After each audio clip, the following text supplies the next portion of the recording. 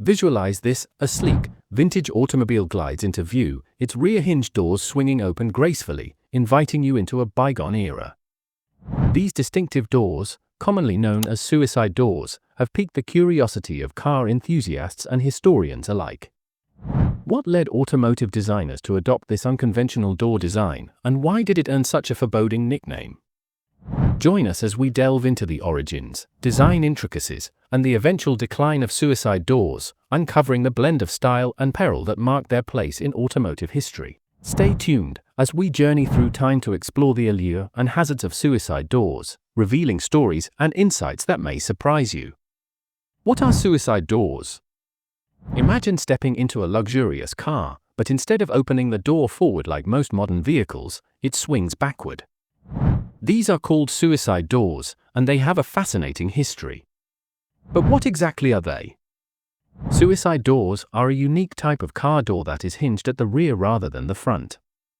This means that instead of opening forward, like most doors we see today, they open backward. This design was once common in classic automobiles, but today, it's a rare sight. While the name might sound dramatic, it has a history rooted in both design and safety concerns. The origins of suicide doors can actually be traced back to horse-drawn carriages. Before the rise of automobiles, carriages had rear-hinged doors because they made it easier for passengers to step in and out.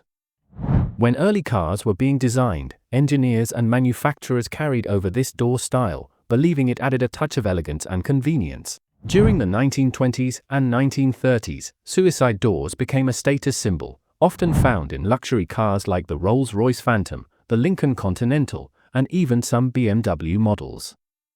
But if this door style was so stylish and practical, why did it get such a dangerous-sounding name? And why did it eventually disappear? To answer that, we need to look at the reasons behind this design choice. The design logic behind suicide doors. Now that we know what suicide doors are and where they came from, let's talk about why automakers chose to use them in the first place. Believe it or not, these doors weren't just for show, there was real logic behind their design. Ease of entry and exit. One of the biggest advantages of suicide doors was how easy they made it to get in and out of a car. Imagine you're wearing a long coat or even a fancy dress in the early 1900s. Stepping into a car with conventional front hinge doors meant you had to squeeze through a narrower opening. But with suicide doors, the entire rear side of the car opened up, giving passengers much more space. This was especially useful for cars that were chauffeur-driven, where wealthy passengers could step in and out without any awkward maneuvering. It's no surprise that some of the most luxurious vehicles of the time, including Rolls-Royce and Lincoln, used this design to enhance the passenger experience. Aesthetic appeal. But beyond practicality, suicide doors also had an undeniable charm. They added an element of sophistication and exclusivity that regular doors just couldn't match. When both doors opened in opposite directions, it created an elegant, grand entrance, something that was perfect for high-end automobiles. In fact, Rolls-Royce still uses this door design today in models like the Phantom and the Ghost. They don't call them suicide doors anymore now, they're referred to as coach doors to preserve their luxury image. Practicality in certain vehicles. Another reason suicide doors made sense was in vehicles that lacked a B-pillar, the vertical support beam between the front and rear doors. In convertibles and pillarless coupes, these doors allowed for a much wider opening, making the car feel more spacious. With no B-pillar in the way, passengers could slide right into the car with ease. This was especially beneficial in classic luxury sedans and limousines, where a smooth and effortless entry was a key selling point. The marketing of suicide doors. Automakers knew how to capitalize on this design.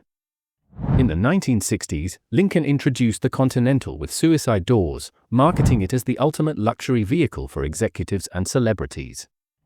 Advertisements focused on how effortless it was to enter and exit the vehicle, and how it symbolized power and prestige. Rolls-Royce took a similar approach.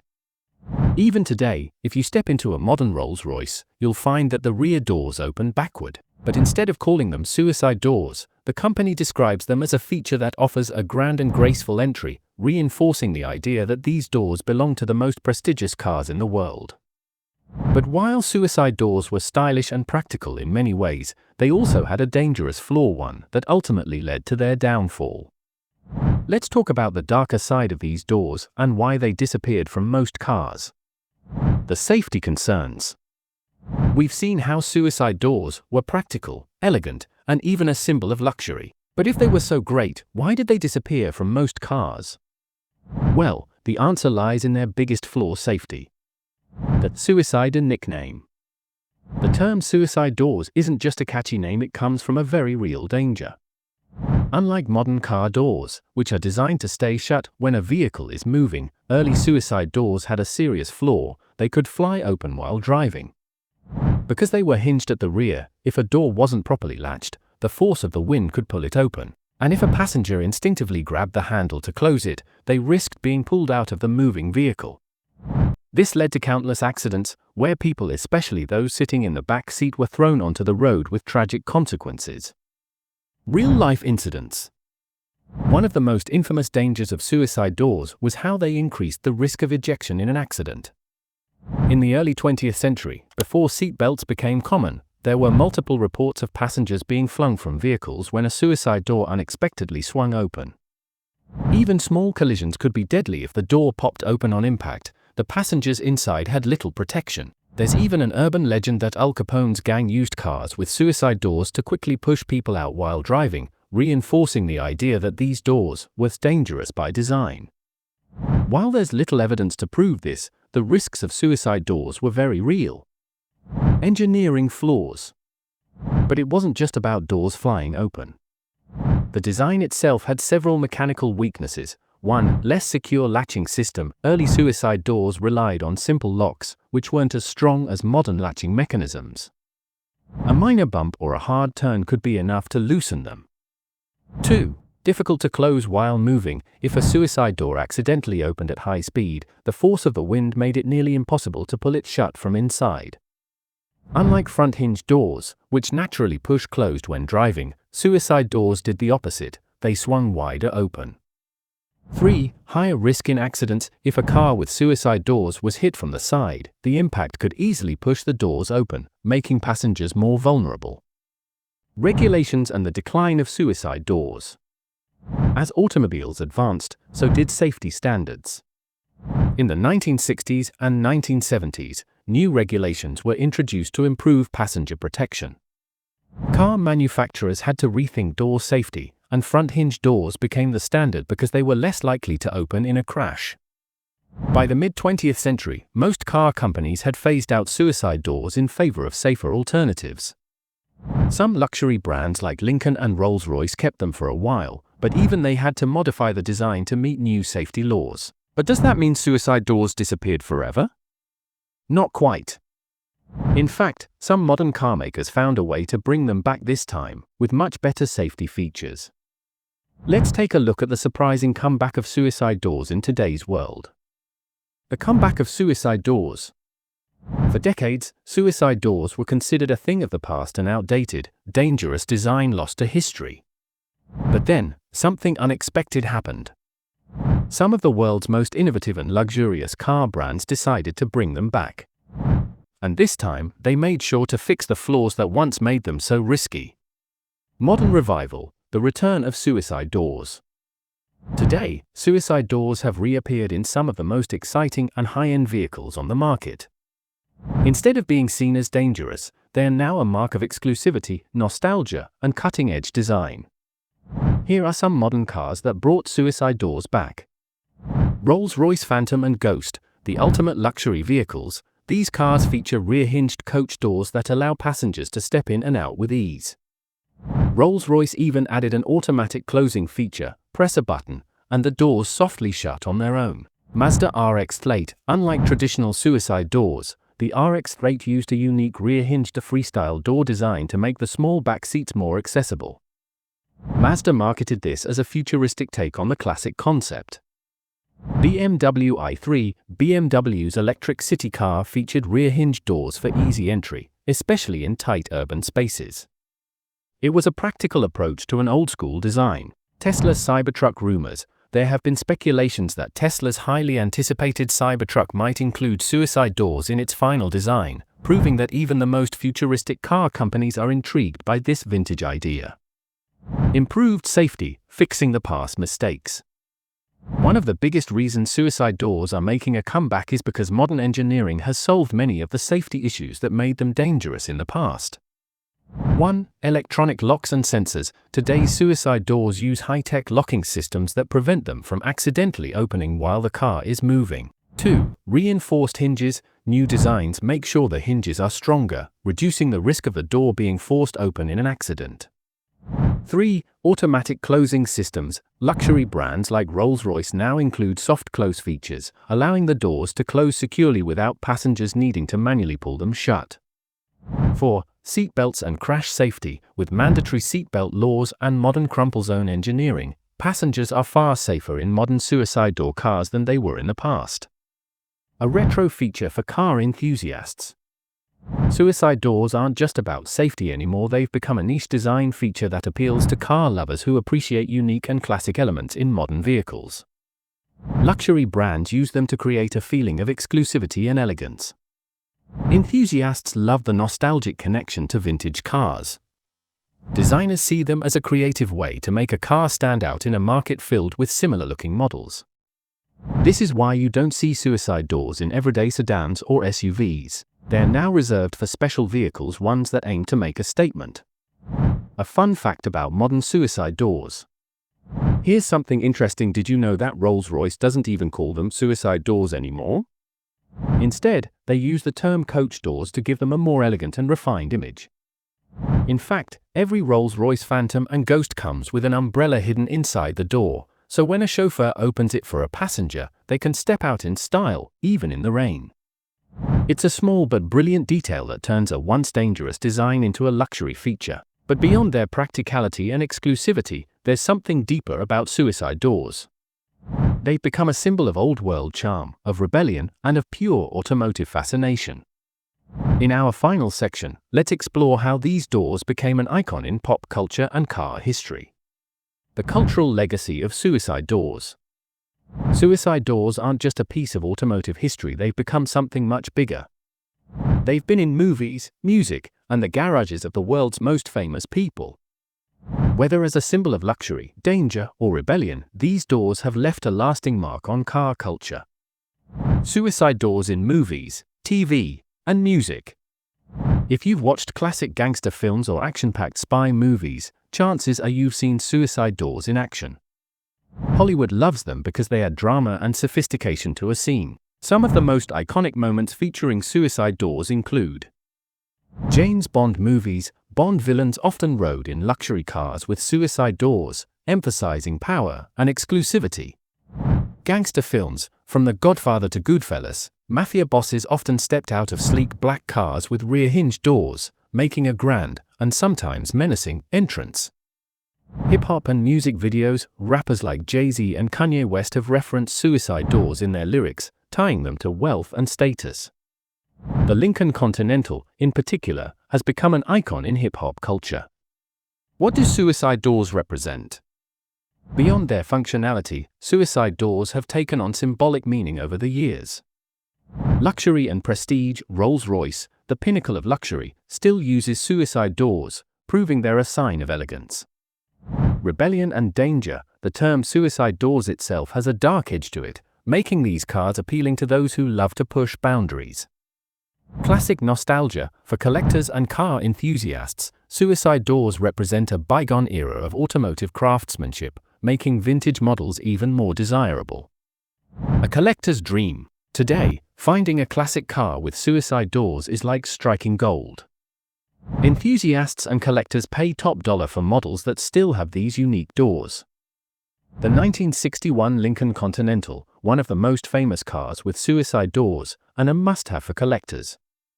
Vintage Rolls-Royce models. Owning a classic Rolls-Royce with suicide doors is a symbol of prestige in the car world.